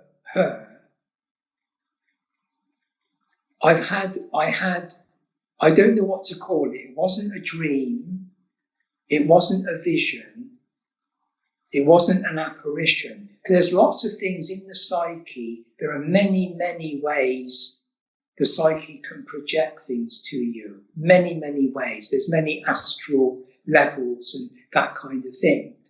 But I found myself in a conscious state in the night, I can just say in the night when I was asleep, being maneuvered down this corridor, quite roughly maneuvered down this corridor. And it seemed quite seedy, that the building, the house seemed quite seedy. Down the corridor, into this room, door was closed. There were probably two men taking me. They stood behind me. I sat in the chair in the middle of the room. And this other man seemed, he wasn't in military gear, but he seemed very military. To me, he just had this feeling of military. And he put his face right in front of my face. And he said, from now on, we'll be watching you. From now on, there's nowhere you can go and we won't be watching you. Now, I've never had any experience like that before. I've never, it was very, very different from a dream, from a vision, from an apparition. It seemed quite real. The funny thing is, though, after that happened, I forgot all about it. I wasn't afraid. And I'm not fazed, because when I had my awakening at 23, I went through what's called the dark night of the soul. I went through months of very, very dark experiences, which are to do with the underworld and things. And my whole perception of life around me changed. Everything was like a shadow world and a kind of dealing with the Jungian shadow. And after that, I was awakened. I came out into the light. But I don't have fear. I have ordinary fear, ordinary little bits of fear. But I don't have a fundamental fear of life, of other people, however dangerous. And I've met a few dangerous people in my life. However dangerous, however threatening, whether it's UFO entities or anything like that. Fundamentally, I'm not fear-based at all. And so that wouldn't intimidate me. I wouldn't be frightened at all by those type of people. And I once did communicate with Nick Pope in America. He's living in America. And I was saying about all these conspiracy theorists, and how different people are nudging you in that direction. And there seems to be people trying to influence me that way. He said, don't worry about it. Just ignore all of that. The kind of fringe, scaremongering fringe or something like that. But, so I would say that kind of pretty much sums it up. Well, that's interesting, because everything that you told me so far leading up to this point, at no point did I really draw that connection. So I don't know, maybe it's just a different style of interviewing. Maybe there's other agendas. It's like, as you notice, I just want people to tell their story. It's like, I don't have an agenda to push you one way or another. You're the experiencer. I'm just here to listen, and so why to keep pushing that my lab makes no sense. I mean, of course, then when you covered the second part about that, but even then, that would be, do you think it was more of a symbolic and there's a more underlying message to that experience? Or do you feel like it was an actual, I guess, chain of events that occurred to you? Oh, yeah. Well, I mean, since I had the red orb, and it was in Lancaster, and then it came to Oxford, 200 miles away. Obviously, it knows me. It pulled me outside. It knows me. It's telling me that Orion's involved, your mythology's involved. The red cube was telling me to study mythology and to study my life and go through. I went through the whole of my life, every experience. I went deeply into the mythology and I contextualized it. And, I think that you hear when these people are talking about mind control and all that kind of stuff. I mean, even someone like Whitley Strieber, he seems to be very fear-based. He's not bothered by the fact that they rape him, they intrude, they kind of brutalize him, they frighten him, but they also reveal to him. So he sees it as a kind of good and evil dialogue. Well, for me, my vision of the red cube and my other UFO experiences, they're very benign. They're not fear-based. They're not coming from that perspective. They're coming from I think a spiritual perspective and guiding my life. And I would say primarily benign. And in my daily life, in my ordinary life, I wouldn't tolerate somebody that's intrusive. I wouldn't tolerate them for 2 seconds.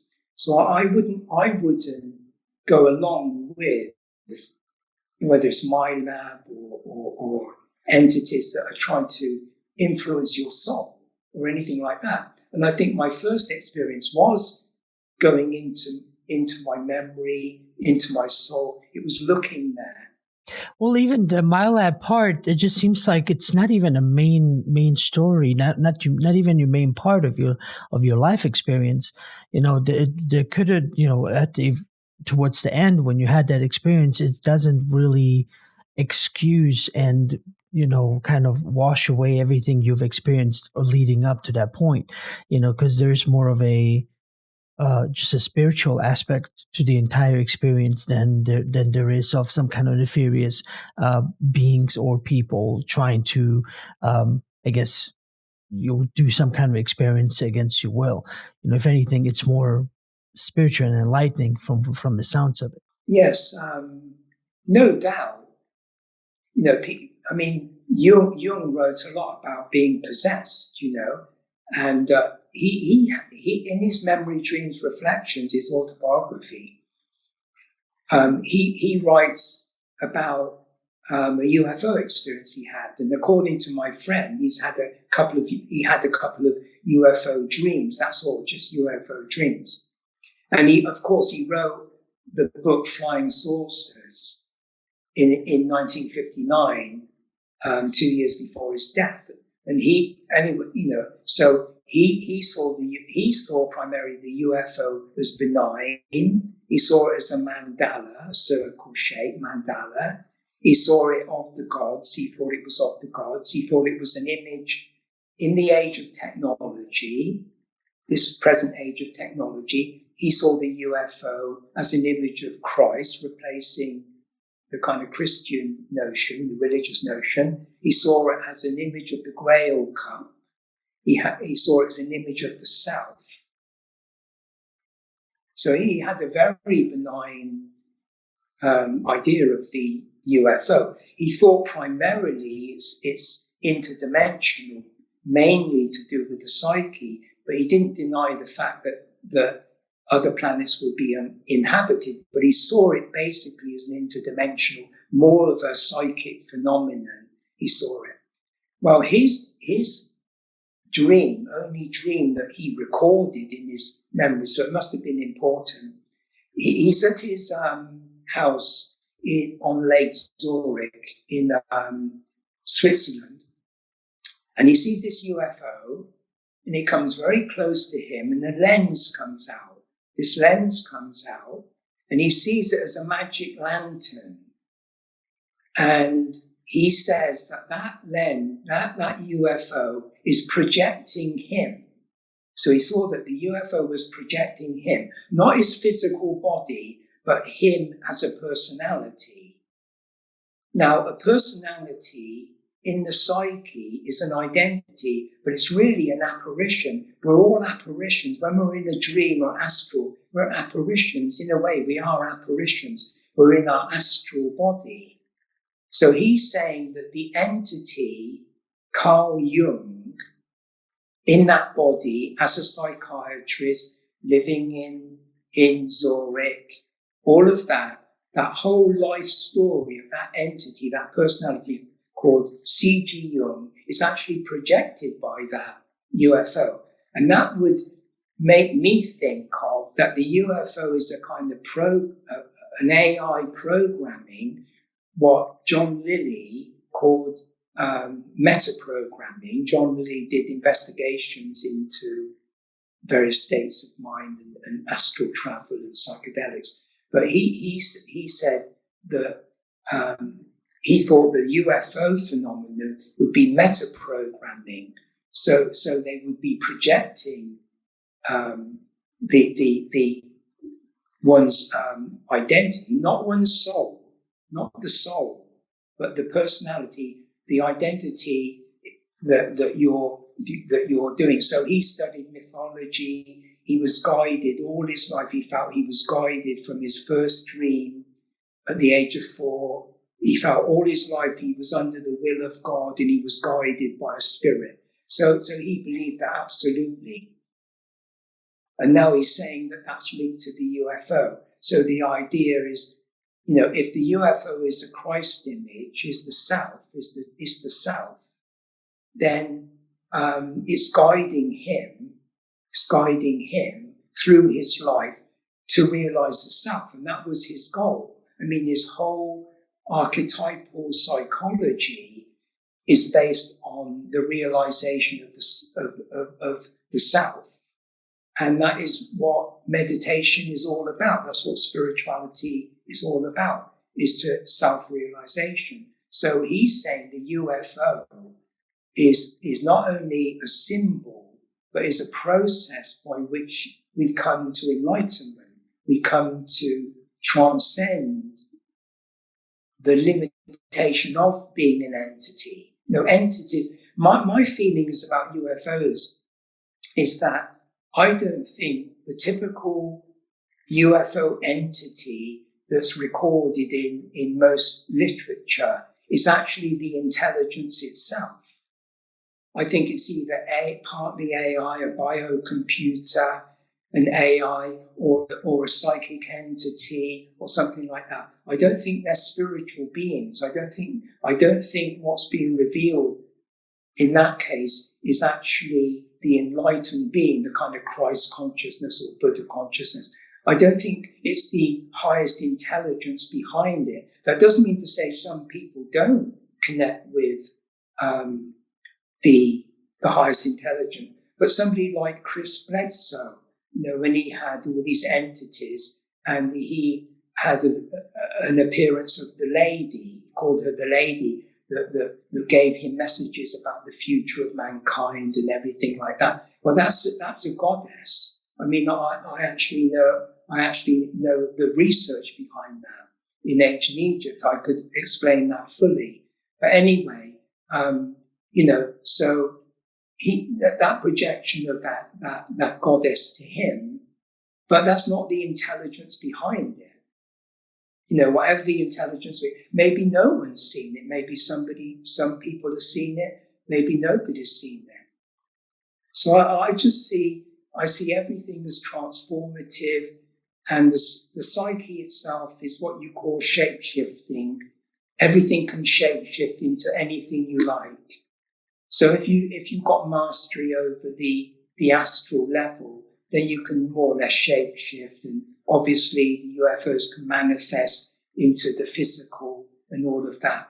But I wouldn't take, from a serious point of view, from a kind of not a fear-based thing, is that don't worry. Those entities cannot contact, possess, or take control of your soul. There's a lot of talk about the prison planet, the soul is trapped and all of that. Nothing can touch your soul. Your soul is immortal, is transcendent. This is what the text, I'm not saying I know that as a fact, but I'm just saying the literature, the wisdom tradition is that the spirit and the soul are inseparable, they're both immortal. And these entities in the psyche, whether they're from other planets and other things, they're just like us. They're on a spectrum of being a personality, an entity, a psychic entity. And they cannot, as far as I deeply feel this, and I've, through my own experience, that they cannot touch the soul. They can manipulate your personality, your psyche. They can create good and evil. They can create satanic stuff. They can create occult stuff. And all of that, and even positive visions of the Lady and the Mary and all those kind of things. But as I say, my deepest feeling about my life and what I've been through and what I know is that no entity of any nature, of any kind, can actually contact the soul and do anything to the soul. I agree. That's my basic feeling. Yeah, I said I agree. I've heard it a lot of times. People always want to have that fearful aspect of the, sort of your soul can be snatched or ripped out of your body, and all these different fearful based stories. But everything that I've personally experienced, and I'm sure things that you experienced and researched, it's makes it a silly notion. I mean, I'm not degrading their belief system, but I just can't I personally can't get on that train. No, I mean, the thing is that in the modern age, materialism, I mean, one of the schools of materialism actually took place at Harvard, and in the Harvard, in the psychology department. And that's where actually Timothy Leary was, in the psychology department, and so was Johnny Mack in Harvard. And both of them were thrown out, more or less. That Harvard wanted to get rid of them. And another one that developed the school of behaviorism was a person called Skinner, and he was all to do with technology and behaviorism. So he thought the body was all there was, the brain. There was no psyche, no soul, no spirit, not even a self, not even a self. It's an illusion that there's even a self. So he just saw the body as a biocomputer, and he coined, I don't think he coined the term, but certainly he made it important, was the ghost in the machine. Right. So instead of having an astral body aligned to your physical body and the psyche, he just called that a ghost in the machine. So that's the way people think. That's the way evolutionists and atheists and people like that. That's the way they think. There's nothing there. There's no self, no soul, no spirit, nothing. And therefore, when they develop AI and they give it a consciousness of some kind, which won't be an organic consciousness, I don't think it will be a proper consciousness. I think it would be a mimicking of a consciousness. Yeah. It'd be an artificial intelligence, artificial consciousness, because Ray Kurzweil, who studied at MIT with Minsky, he's head of the Google kind of artificial intelligence thing and all of that. And he's very into transhumanism and, and thinks he can live, he wants to live forever and travel the universe. And that's how they see the future of the space program. So those people actually see it. And what they're going to do with the religious people and the spiritual people and the psychic people, well, they use the paranormal, like at SRI, they use the paranormal. And my friend actually is part of a think tank because he's a global scholar. And he goes to various places in the world, and he doesn't know who sponsors him, but he meets various people in the world to do with paranormal and everything. And one of the people he works with is Paul Radin, probably the leading parapsychologist in the world. And he's part of the Noetic Institute. in California, and they have meetings at Essalon. And Essalon is really what kick-started the whole psychic revolution in the 60s. And there's a lot of MK Ultra stuff involved there. But he works with the parapsychologist and all of that. Well, I'm actually against all of that. I'm actually, quite honestly, I'm against any form of mind control or even telepathy. I've had telepathy. I've had many experiences. But the idea that people can go around reading your mind and you know, for nefarious reasons, and that's what I think they're linked to, and the technology and the surveillance. And you know, so I'm really not in favor of science taking over the paranormal and using it for those purposes. But my friend, he taught, you know, it gives me a lot of inside stuff on what those people are up to. And yeah. Well, David, before I ask the next question, I want to add a little bit more to your, I guess, to your huge pool of synchronicities. My middle son, or the youngest son, is named Orion. So it's, I guess, talking about. So here you are, another synchronicity in your life. Well, so I wanted to ask you, what about, so all this lifelong experience and all these different things you've learned, do you kind of have like your own personal conclusion about why did you have these different experiences? You know, what was it, simply just your path to have these experiences occur throughout your life and just kind of have to ponder about them, or was there a greater I guess purpose for all this happening? Yeah, a kind of mission. Yeah. Oh no, I've often said to people that I know well that I've never had a life of my own, because I'm not saying I don't have an ego, because an ego, the Freudian ego isn't actually something definite. I mean, all the ego means is the dominant identity. So if you're a child and they give you a name and you live in a certain house and all that, and you have certain toys and all of that, that becomes your dominant identity. That's what you relate to. That's your identity. I'm not saying I didn't have an ego, in that sense.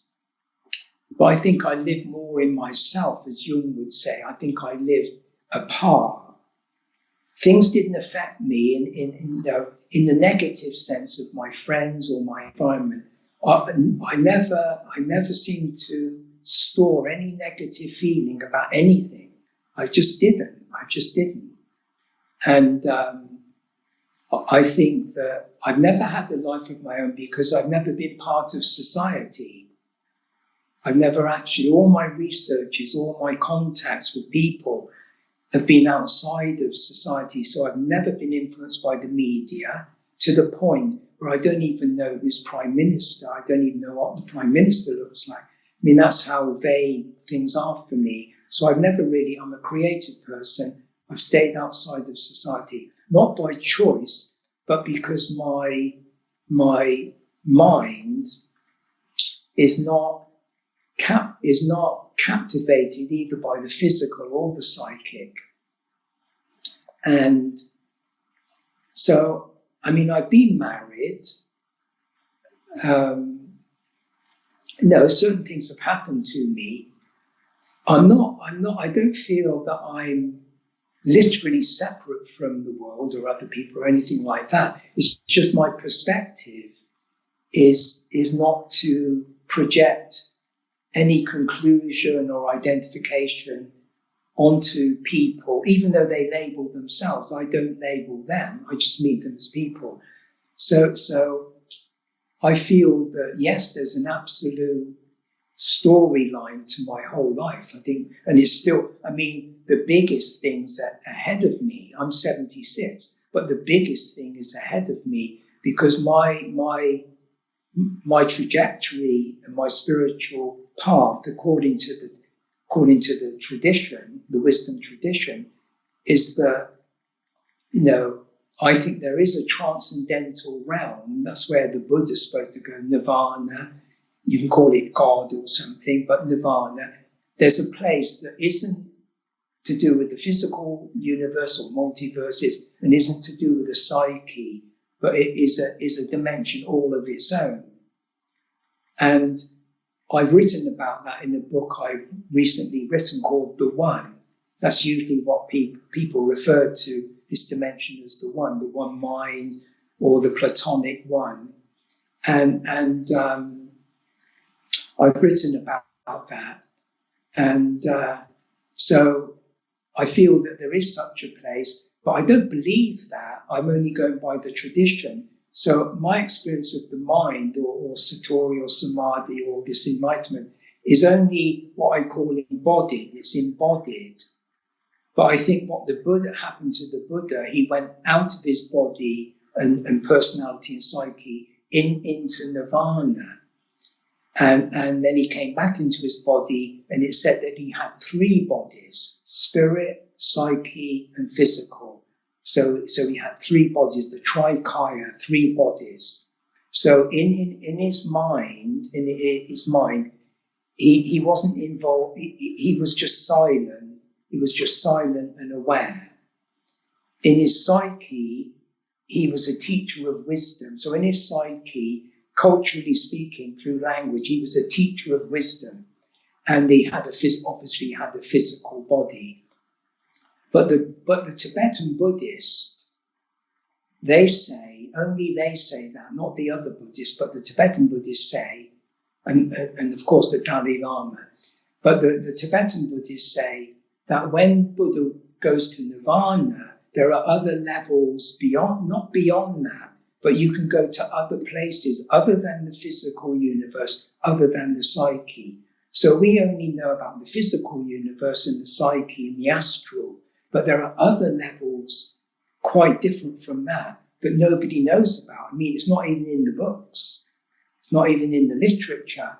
So my feeling is, not only is there possibly something so different from what we know, according to my own experience of the mind, but there are things beyond, there are other levels that we can go to. So it's very interesting, it's very, that's what I look forward to. Right. Well, David, I'm very happy that we got in touch, and for you to be able to at least share the story with me and the people that watch, although you've been on other places and interviews, and I'm really glad you connected with me just to, it's a great testament to how much of a lifetime of experience one can have and still be in awe and still have this passion to pursue the I guess, I wouldn't say truth, but to pursue the yearning to understand more. Right. Thank you. Yes. Well, David, in conclusion, is there anything else that you would like to leave everyone else watching with?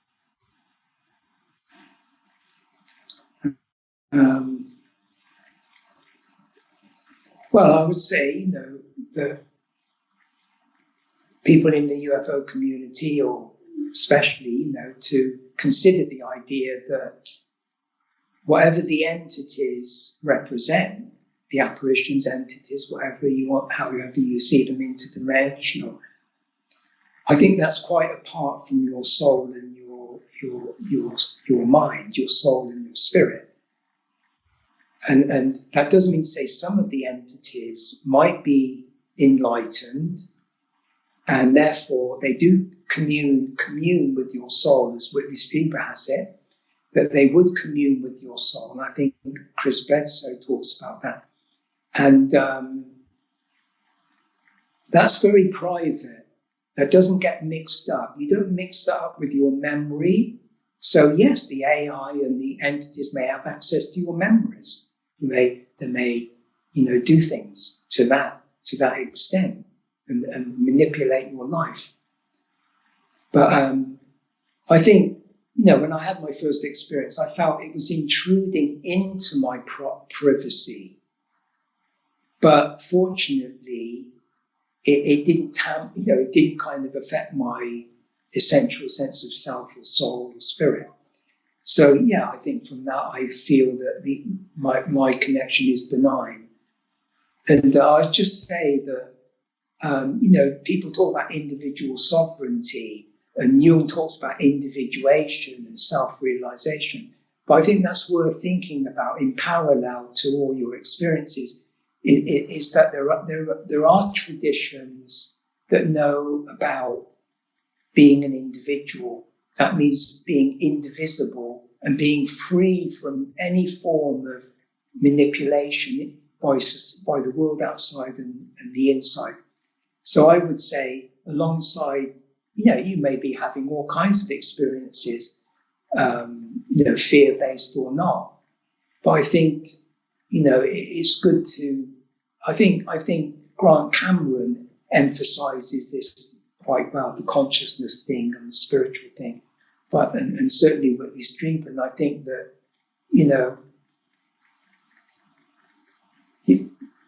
that's like it's a kind of antidote to all this fear-based, and to strengthen your individuality so you can gain a more objective perspective on a lot of emotional, subjective